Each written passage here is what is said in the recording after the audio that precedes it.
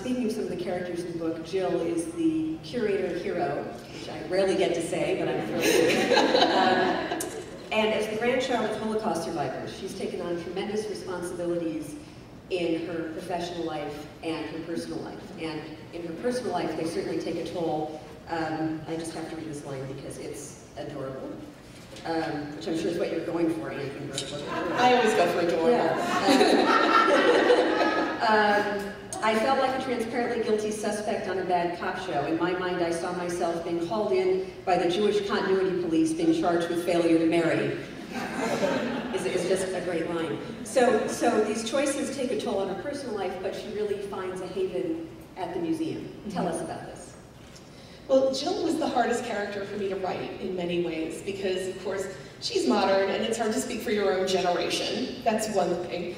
The second is Jill is rather ambivalent about her Judaism. She knows that she has a responsibility as a member of the third generation. You know, she's grandchild of Holocaust survivors. She knows that this is going to be something that she must carry. And then it's something that she has a responsibility to transmit into the next generation. However, you know, Jill is also somebody who goes to synagogue 3 days a year. I'm not that person, you know, I converted, I am in love with Judaism, and I'm there every Friday and Saturday morning. So it was very hard for me to get into her headspace in a way, because the way that she did relate to her sense of heritage was not through faith, but through action, and through the doing of her professional job. And for me, that was a way into faith, you know, into my conversion journey, was the actual doing of the, you know, memorializing and bearing witness here. That was part of my path, but it was almost like putting the car in reverse and having to remember what it was like before I had a really wonderful congregational life and this path. But, you know, I do think that she takes the responsibility very seriously. You know, as I've seen in so many friends and people I've gotten to know over the years who do carry that legacy with them. It's not something that's easy, and I really did want to have Jill be able to speak to that in some way, even though she doesn't really speak about it at all. But her actions are something I would like to show that it's a very heavy thing to carry. We always talk about how artifacts have multiple dimensions. How there's the story of the artifact itself and the story of how the artifact comes to us. It's clear that this book is the story of the diary. And behind us we have, it just so happens, one of your favorite artifacts, Andy. A picture of Martin and Theodore Goldberg. Actually, the one that was up. There we go. Tell us why this artifact is one of your favorites. If I can, I get a little bumped when I see this one. You know, as we talked about after September 11th, it was not easy to come to Lower Manhattan every day. As Abby knows, for a while I was so terrified of the subways, and you know, everybody remembers, you know, orange alert, red alert, this thing, that thing, you know, and there were days I just wanted to stay under the bed. And Abby knows I actually took the bus. Could you imagine taking a bus from Midtown down here every day just because you're scared? It's, you know, that was a crazy and dumb way to spend time. But in the corner of our old offices across the park, all of our walls were lined with photographs of families from before and after the war. And this was in the corner, I remember, right outside of the director of Collections and Exhibitions office, this photograph. And every day I would walk over to it and I would just look. And this is a couple who met in a displaced persons camp. They're both survivors. And the looks on their faces just told a story of love and to some degree of disbelief that they made it to that moment. I mean, if there were ever a moment where I feel like there's a prayer in our tradition called the Shehechianu, where we express our gratitude for being kept alive and sustained and able to reach this moment, that is the photo. And I would go and look at it every day and I would think about what they endured and think, you know what, I can do this. I can get to work in the morning. There's no comparison.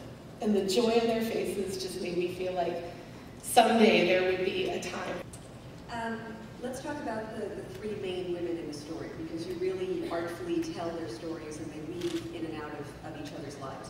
So there's Margaret, the daughter of Thomas More. Mm-hmm. There is the mother in the throes of the Holocaust, and there is the curator at the museum. So talk about some of the themes of their lives and why they are so familiar to us. Well, as I said before, I loved the idea in Margaret More of somebody whose voice was lost, or almost lost to us. Margaret was a fascinating person in real life. As the daughter of Thomas More, she was given the same education that her brother received, as well as her sisters, because Thomas More was a lawyer, a very capable one. He served at the court of Henry VIII as his legal advisor, and was heavily involved in the decisions that were made concerning the throne. And he gave Margaret an absolutely fascinating, splendid education for her time. Very unheard of at that time for women even to be remotely educated or literate. Thomas went so far as to mail some of Margaret's work to the Archbishop of Canterbury, and he wrote back that only because it was Thomas More, a man of such integrity and such intelligence, that he could even believe for a minute that what he had said had been written by a woman. And yet none of Margaret's work survives. It's just gone. However, her husband, William Roper, who was More's apprentice, published what was known as the definitive biography of Thomas More. And from the time I read it until the time I started thinking about writing this book, I just didn't believe it. It was written with such reverence and such love for Thomas that I thought, William Roper wasn't exactly known to be a writer. Could this be Margaret's? And it's amazing to me that we just don't know, and we'll never know. When I first thought about writing this book and I was looking for that woman to represent those lost voices of medieval Catholicism, it was my mother who said, "Have you ever thought about Margaret More?" So she's the person who was the source for the idea. I have to totally give her credit for that. In terms of the survivor's voice that's heard throughout the book, and for those of you who are reading the book and hopefully will read it, you'll see in different typefaces these voices are represented. The survivor communicates to Jill, the curator, in letters, and so they're typewritten. And this is the voice of a person who has not previously given testimony. One of the things about working here was our ability to speak with so many people who survived the Holocaust and to hear their experiences firsthand, and to hear their power. When I was in college and I was studying the Holocaust, that was the most affecting thing, and I think it was what led me to want to be here. On the first day that I interviewed with you, Abby, was my interest in how those stories could be told, how they would be preserved, and how they'd be kept relevant, and how they wouldn't be lost.